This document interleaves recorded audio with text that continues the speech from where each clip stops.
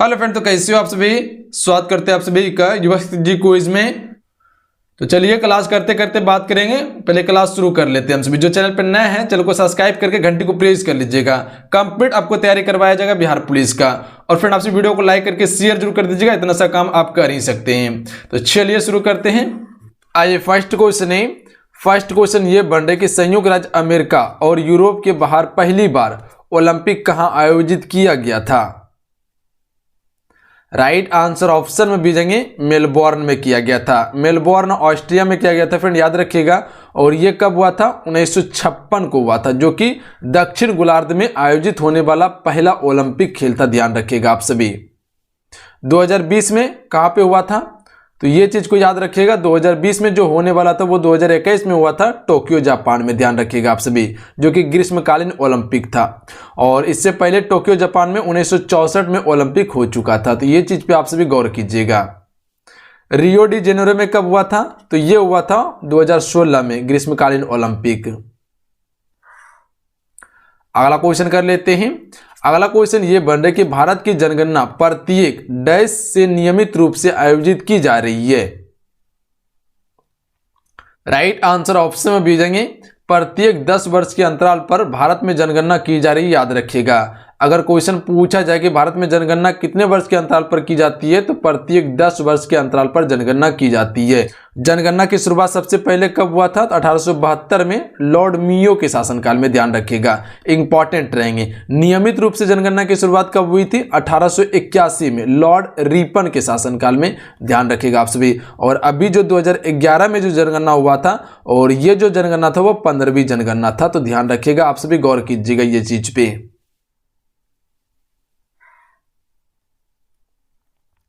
अगला क्वेश्चन देखिए, निम्नलिखित में से दूसरा सबसे बड़ा फाइलम कौन है? राइट आंसर ऑप्शन में ए हो जाएंगे मोलस्का। फिर मोलस्का जो है ये सबसे बड़ा फाइलम है। ध्यान रखिएगा आप सभी, option number A right answer रहेंगे। क्वेश्चन क्लियर है, हर क्वेश्चन को क्लियर करते चलिएगा आप सभी। अगला क्वेश्चन कर लेते हैं क्वेश्चन नंबर 4। क्वेश्चन नंबर 4 ये बन रहा है कि भारत में लोकसभा अध्यक्ष और उपाध्यक्ष का पद कब उत्पन्न हुआ था। राइट आंसर ऑप्शन में भेजेंगे 1921 में। फिर 1921 ईस्वी में भारत में लोकसभा अध्यक्ष और उपाध्यक्ष का पद उत्पन्न हुआ था। कहे तो शुरुआत हुआ था। देखिए, लोकसभा का पहला अध्यक्ष कौन था? तो जेबी मावलंकर लोकसभा का पहला अध्यक्ष था। अगला क्वेश्चन कर लेते फ्रेंड। फीफा ने पहली बार विश्व फुटबॉल चैंपियनशिप का आयोजन कहां किया था। राइट आंसर ऑप्शन में सीखेंगे मॉन्टेवीडियो में आयोजित किया गया था, जो कि उरुग्वे की राजधानी है।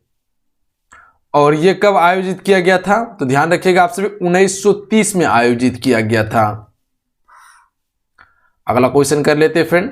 अगला क्वेश्चन यह बन रहा है कि निम्न में से किस अभिक्रिया के माध्यम से नाइट्राइल्स और एस्टर से एल्डिहाइड का निर्माण किया जाता है।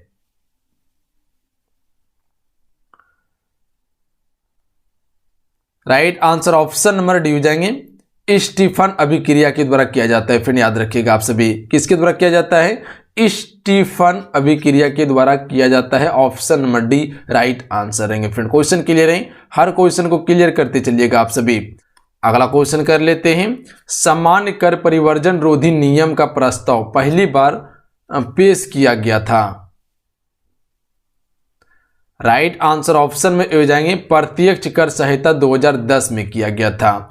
ऑप्शन में ए राइट आंसर रहेंगे। याद रखिएगा आप सभी, परिवर्जन रोधी नियम कब प्रस्ताव पहली बार किया गया था? तो प्रत्यक्ष कर संहिता 2010 में। अगला क्वेश्चन कर लेते हैं। निम्नलिखित में से किस अनुसूची में राज्यसभा में राज्यों और केंद्र शासित प्रदेशों को सीटों के आवंटन का उल्लेख है। राइट आंसर ऑप्शन में भी जाएंगे चौथी अनुसूची में किया गया। याद रखिएगा आप सभी, राज्यों और केंद्र शासित प्रदेशों की सीटों के आवंटन का जो उल्लेख किया गया है, यह किस अनुसूची में किया गया है? तो चौथी अनुसूची में। जैसे कि पहली अनुसूची में क्या कहा गया है, तो पहली अनुसूची में ये कहा गया है फ्रेंड कि राज्य और केंद्र शासित प्रदेशों का नाम में परिवर्तन कर सकते हैं, ये पहली अनुसूची के द्वारा कर सकते हैं। दूसरी अनुसूची में क्या है, तो भारत के राष्ट्रपति हो गए, लोकसभा के अध्यक्ष उपाध्यक्ष हो गए, राज्यसभा के सभापति हो गए, ये सभी के बारे में चर्चा किया गया है दूसरी अनुसूची में। तीसरी अनुसूची में क्या है, शपथ से संबंधित है तीसरी अनुसूची में। चौथी अनुसूची में क्या है, तो आपके सीटों का आवंटन किया गया है राज्य और केंद्र शासित प्रदेशों की। अगला क्वेश्चन कर लेते हैं, सुप्रीम कोर्ट किस अनुच्छेद के तहत रीट जारी कर सकता है फ्रेंड। तो राइट आंसर ऑप्शन में भी जाएंगे अनुच्छेद 32 के तहत। देखिए अनुच्छेद 32 के तहत जो फ्रेंड वो सुप्रीम कोर्ट रीट जारी कर सकता है, और अनुच्छेद 32 को ही संविधान का आत्मा कहा जाता है। संविधान का आत्मा किस अनुच्छेद को कहा जाता है, तो अनुच्छेद 32 को कहा जाता है, जो कि डॉक्टर भीमराव अंबेडकर के द्वारा कहा गया था। अनुच्छेद 32 जो है फ्रेंड वो संवैधानिक उपचारों के अधिकार प्रदान करता है। अगला क्वेश्चन कर लेते हैं, मोनाजाइट मृदा में कौन सा खनिज प्रचुर मात्रा में पाया जाता है फ्रेंड। तो देखिए मोनाजाइट मृदा में प्रचुर मात्रा में जो खनिज पाया जाता है वो थोरियम पाया जाता है, यानी option number C right answer है। याद रखिएगा आप सभी, क्या पाया जाता है, थोरियम सबसे अधिक मात्रा में पाया जाता है। अगला क्वेश्चन कर लेते हैं, जूडो के खेल में डेन का क्या अर्थ है। राइट आंसर ऑप्शन में हो जाएंगे श्रेणी, जिसे ब्लैक बेल्ट कहते हैं। याद रखिएगा आप सभी, डेन का क्या अर्थ है जूडो के खेल में, तो श्रेणी ब्लैक बेल्ट है। अगला क्वेश्चन कर लेते हैं, विक्टोरिया झील किस महाद्वीप में स्थित है फ्रेंड। चलिए बताएंगे आप सभी, विक्टोरिया झील जो है फ्रेंड वो किस महाद्वीप में स्थित है।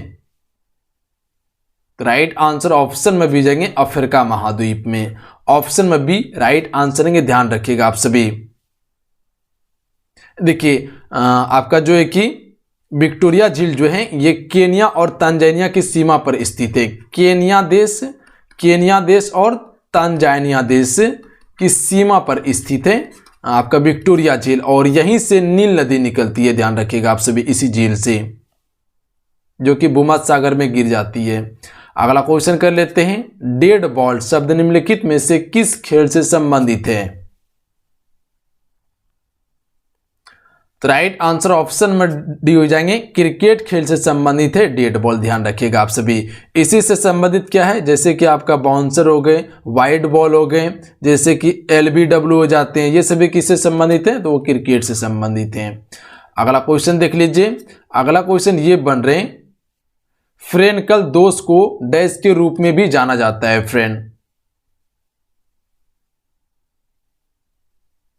तो इसे विस्थापन दोष के रूप में भी जाना जाता है, फ्रेनकल दोष को। Option number D right answer है। अगला क्वेश्चन देख लीजिए, निम्न में से कौन सा तब बनता है जब नदी बहुत कम ढाल पर होती है। राइट आंसर ऑप्शन में भी जाएंगे ऑक्सोबो। ऑक्सोबो झील जो फ्रेंड तब बनती है जब नदी कम ढाल पर होती है। ध्यान रखिएगा आप सभी, जब नदी कम ढाल पर होती है तो क्या बनती है, ऑक्सोबो झील बनती है।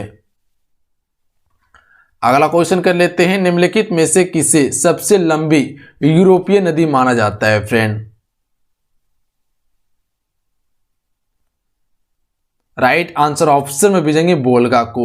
फ्रेंड वोल्गा को जो है ये यूरोप की सबसे लंबी नदी माना जाता है, और इसकी लंबाई कितनी है, तो 3690 किलोमीटर है फ्रेंड। ध्यान रखिएगा आप सभी।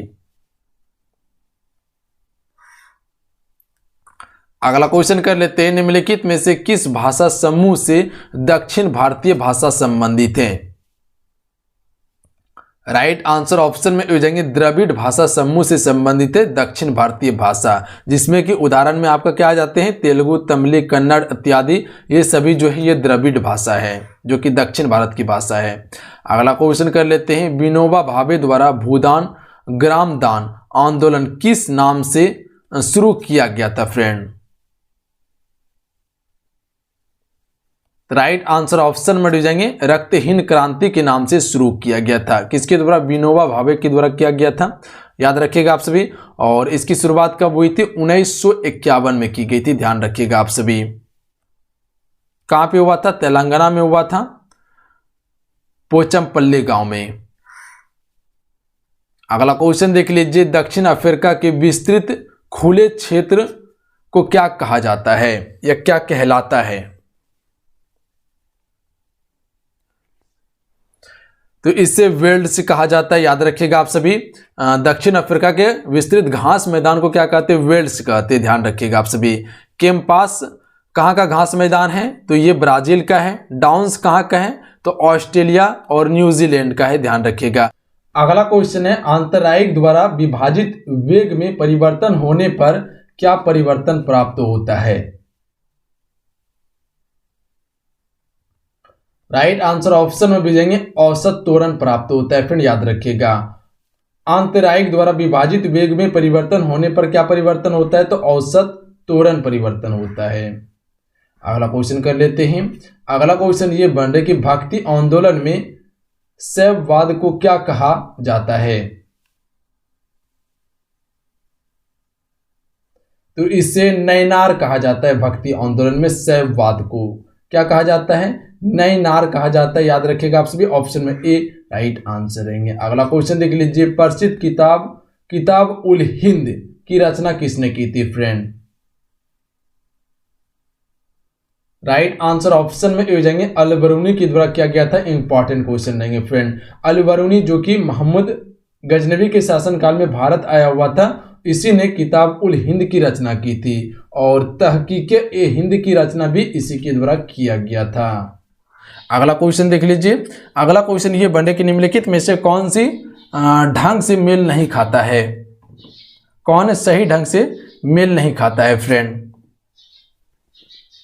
तो राइट आंसर ऑप्शन में भी जाएंगे ड्यूरन रेखा भारत को बांग्लादेश से अलग करती है। ये बिल्कुल क्या है? गलत कथन है, क्योंकि ड्यूरन रेखा जो है फ्रेंड ये अफगानिस्तान और पाकिस्तान के बीच में, पहले ये अफगानिस्तान और भारत के बीच में था, पर ये अभी जो है वो पाकिस्तान और अफगानिस्तान के बीच में है। पर देखिए रेडक्लिफ रेखा भारत और पाकिस्तान के बीच ये रेखा है और भारत और पाकिस्तान को अलग करती है।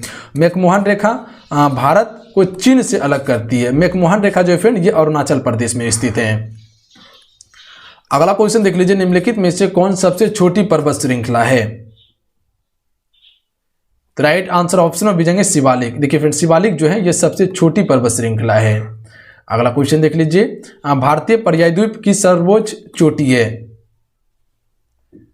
तो राइट आंसर ऑप्शन में भेजेंगे अनाईमुडी। फ्रेंड अनाईमुडी जो है ये भारतीय पर्याय द्वीप की सबसे सर्वोच्च चोटी है।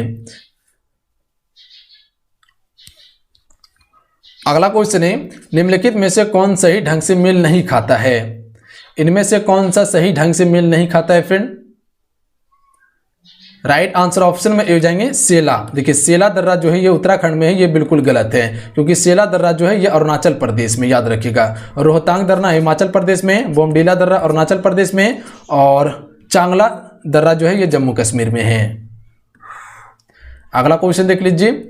अगला क्वेश्चन ये है कि भारतीय संविधान की कौन सी अनुसूची भारत के नियंत्रक और महालेखा परीक्षा के लिए प्रावधान देती है?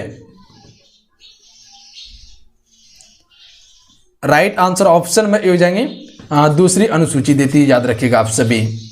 अगला क्वेश्चन देख लीजिए। अगला क्वेश्चन ये बन रहा है कि बरौनी थर्मल पावर स्टेशन किस वर्ष चालू किया गया था? राइट आंसर ऑप्शन में भी जाएंगे 1962 में चालू किया गया था। देखिए बरौनी थर्मल पावर स्टेशन को 1962 में चालू किया गया था फ्रेंड। अगला क्वेश्चन कर लेते हैं, भारतीय संविधान के किस अनुच्छेद में उपराष्ट्रपति के चुनाव का प्रावधान है? चलिए आपसे बताएंगे भारतीय संविधान के किस अनुच्छेद के तहत उपराष्ट्रपति का चुनाव किया जाता है। तो याद रखिएगा आप सभी, ऑप्शन में ए राइट आंसर हो जाएंगे अनुच्छेद 66 के तहत। देखिए अनुच्छेद 66 में यह बताया गया है कि एक उपराष्ट्रपति होगा। अगला क्वेश्चन देख लीजिए। अगला क्वेश्चन ये बन रहा है कि पहली बार वार्षिक योजना किस वर्ष लागू की गई थी? फ्रेंड तो देखिए वार्षिक योजना की अगर बात करें हम सभी तो ये पहली बार लागू की गई थी 1966 में, यानी option number A right answer रहेंगे। अगला क्वेश्चन देख लीजिए, किसी वर्ष में राजकोषीय उत्तरदायित्व और बजट प्रबंधन विधेयक पेश किया गया था? तो राइट आंसर ऑप्शन में हो जाएंगे, ये किया गया था 2000 ईस्वी में। ऑप्शन में ए करेक्ट आंसर रहेंगे फ्रेंड। अगला क्वेश्चन देख लीजिए, भीम बांध वन्य जीव अभयारण्य किस राज्य में है? तो ये जो है बिहार राज्य में है। भीम बांध वन्य जीव अभयारण्य बिहार राज्य में फ्रेंड। अगला क्वेश्चन है, बिहार का कुल वन क्षेत्र कितना है?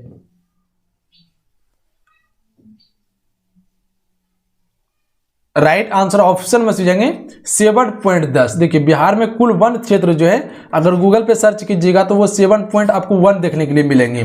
पर इस तरह का और एक क्वेश्चन आपको अभी देखने के लिए मिलेंगे, उसमें भी कुछ आपको ज़्यादा मिल जाएंगे देखने के लिए। तो अप्रोक्स अगर 7 मान के चलिएगा तो ये जो है कि बिहार में कुल वन क्षेत्र है, ध्यान रखिएगा आप सभी। अगला क्वेश्चन देख लीजिए, भारतीय रिजर्व बैंक का राष्ट्रीयकरण किस वर्ष किया गया था? देखिए सबसे पहले देख लीजिए, भारतीय रिजर्व बैंक की स्थापना कब हुआ था? 1935 में हुआ था, ध्यान रखिएगा आप सभी। और इसका राष्ट्रीयकरण जो किया गया था फ्रेंड वो 1949 में किया गया था, यानी ऑप्शन में ए राइट आंसर रहेंगे। अगला क्वेश्चन देख लीजिए फ्रेंड। अगला क्वेश्चन ये बनने की कौन सी केंद्रीय एजेंसी भारत में आवास क्षेत्र का नियमन और निगरानी करती है? तो राइट आंसर ऑप्शन में हो जाएंगे RERA करता है, ध्यान रखिएगा आप सभी। अगला क्वेश्चन देख लीजिए। अगला क्वेश्चन है, भारत में घोषित मिश्रित अर्थव्यवस्था सिद्धांत पर आधारित पहली औद्योगिक नीति किस वर्ष बनाई गई थी? तो ये बनाई गई थी 1948 में, यानी ऑप्शन में बी राइट आंसर रहेंगे।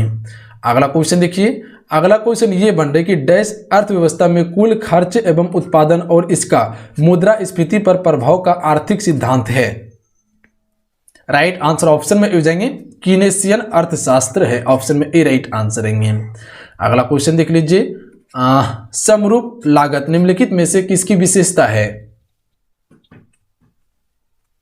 तो राइट आंसर ऑप्शन में भी जाएंगे सही प्रतियोगिता की विशेषता होती है समरूप लागत, ऑप्शन में ए राइट आंसर रहेंगे फ्रेंड। अगला क्वेश्चन ये बन रहा है कि निम्नलिखित में से कौन सा कथन जो है वो सत्य है?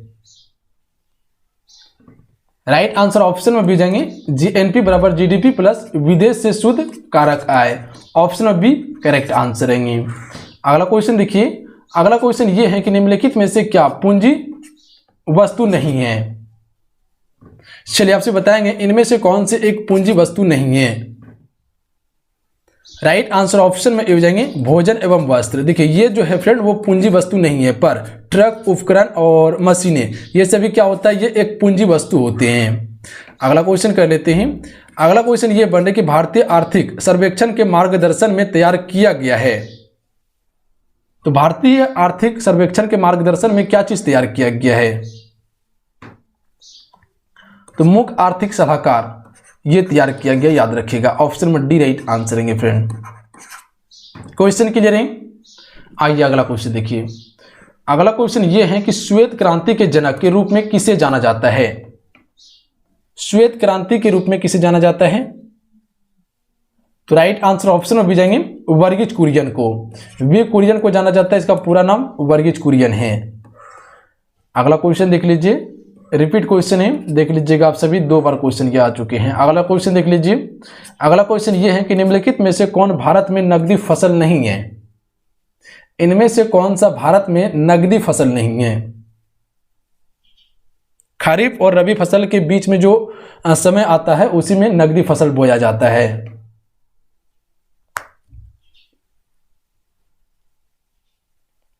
Right answer option number D जाएंगे गेहूं। देखिए गेहूं जो है फ्रेंड ये क्या है, एक रबी फसल है, ना कि खरीफ फसल, ध्यान रखिएगा, और ना कि नकदी फसल है, ध्यान रखिएगा आप सभी। जबकि गन्ना, काजू और तंबाकू ये सभी क्या है फ्रेंड, वो नकदी फसल हैं। देखिए खरीफ फसल में क्या क्या आते हैं, धान, मक्का आते हैं। अगला क्वेश्चन देख लीजिए। अगला क्वेश्चन ये है कि निम्नलिखित में से कौन भारत का सबसे छोटा क्षेत्र के संदर्भ में केंद्र शासित प्रदेश है? सबसे छोटा केंद्र शासित प्रदेश। राइट आंसर ऑप्शन में हो जाएंगे लक्षद्वीप। देखिए फिर लक्षद्वीप जो है ये भारत का सबसे छोटा केंद्र शासित प्रदेश है, और ये कहाँ पे है, तो ये आपका पड़ जाते हैं अरब सागर में, ध्यान रखिएगा आप सभी। ये क्षेत्र में जो है कि लक्षद्वीप पड़ता है, और इधर जो है वो बंगाल के खाड़ी में अंडमान निकोबार द्वीप समूह है। अगला क्वेश्चन देख लीजिए। झारखंड की राजधानी रांची के पास कौन सी नदी उद्गम होता है? तो स्वर्णरेखा नदी का उद्गम होता है। अगला क्वेश्चन है, दिन और रात डैश पर कम या ज्यादा बराबर होता है।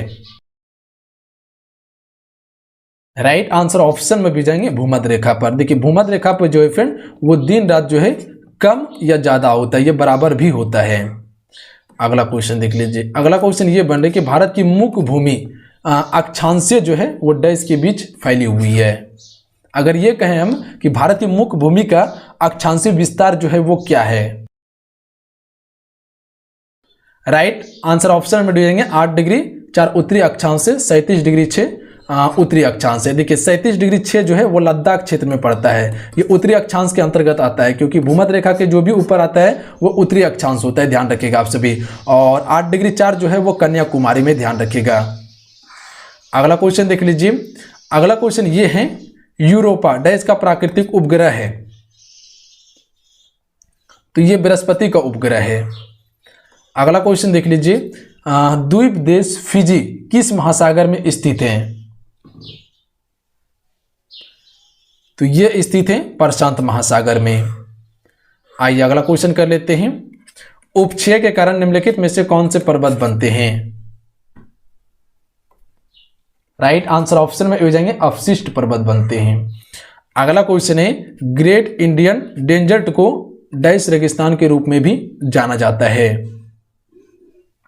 तो देखिए इसे जो जाना जाता है वो थार रेगिस्तान के रूप में जाना जाता है फ्रेंड। अगला क्वेश्चन है ये। अगला क्वेश्चन ये है कि भारत के निम्नलिखित गवर्नर जनरलों में से किसने आधुनिक भारत का निर्माता के रूप में उपाधि प्राप्त की थी। क्वेश्चन को समझिए, क्वेश्चन क्या है कि भारत के निम्नलिखित गवर्नर जनरल में से किसने आधुनिक भारत का निर्माता की उपाधि प्राप्त की। तो देखिए ये उपाधि जो प्राप्त की थी वो किसने प्राप्त की थी, लॉर्ड डलहौजी ने, याद रखिएगा आप सभी।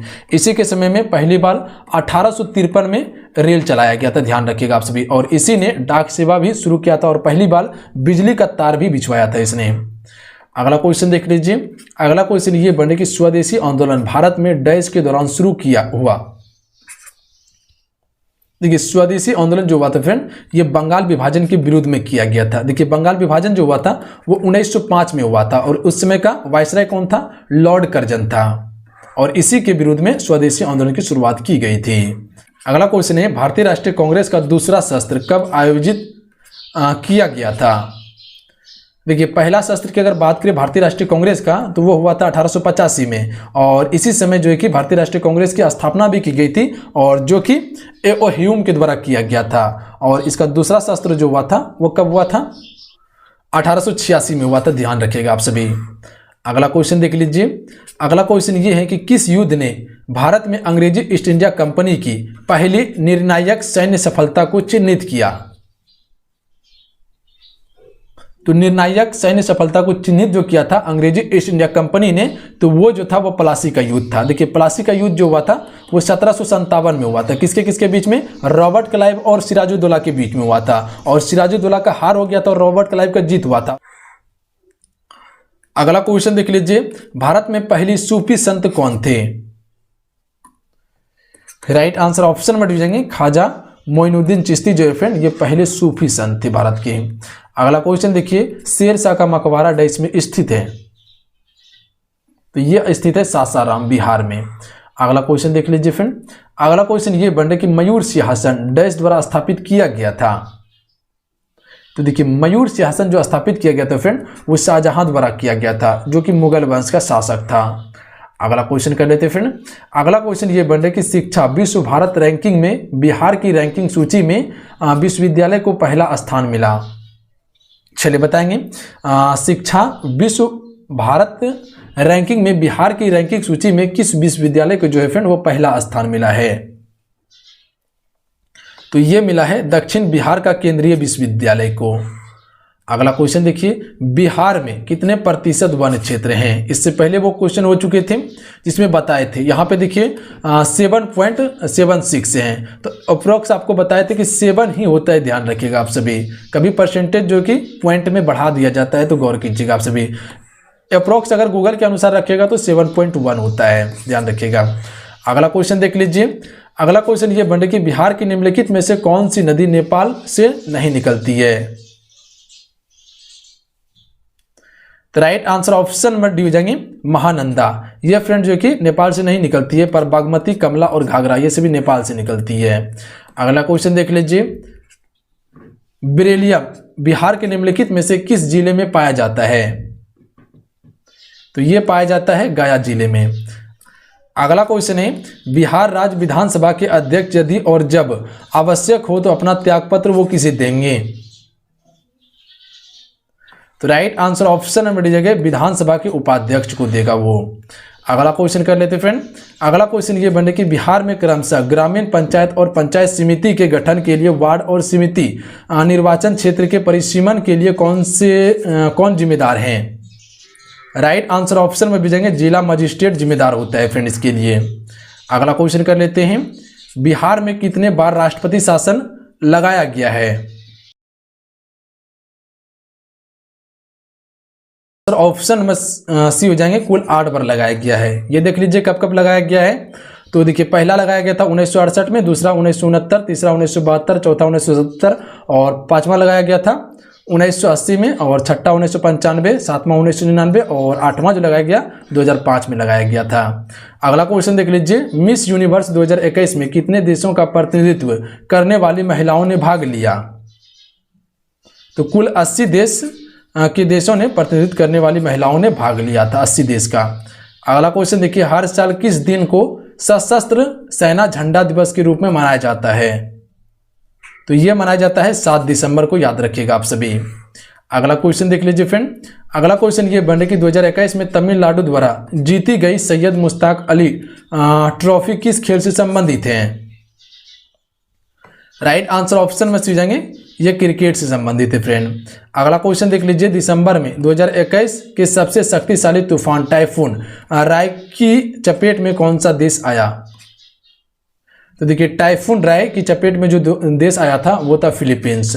ऑप्शन में ए राइट आंसर रहेंगे। क्वेश्चन क्लियर है?